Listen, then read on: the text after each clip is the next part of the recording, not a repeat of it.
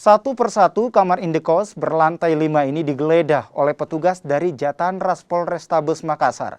Dari hasil penggeledahan ini, polisi menangkap kawanan geng motor yang sebelumnya sempat bersembunyi. Dari hasil penyelidikan, kawanan geng motor ini beraksi di kota Makassar, Goa, dan Takalar.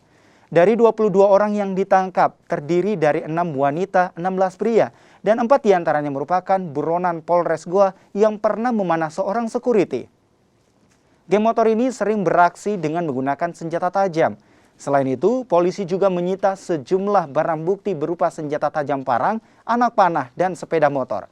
Kini kawanan geng motor yang kebanyakan anak di bawah umur ini masih menjalani pemeriksaan di Polrestabes Makassar.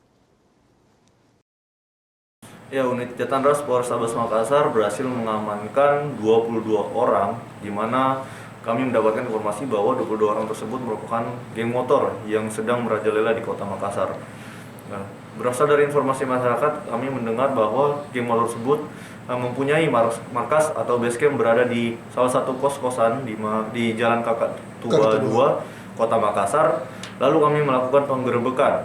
Saat kami melakukan penggerebekan, kami mendapatkan 22 orang tersebut, di mana 22 orang tersebut terdiri dari 16 laki-laki dan 6 perempuan, beserta barang bukti, yaitu senjata tajam, busur panah, serta bahan baku untuk membuat busur tersebut.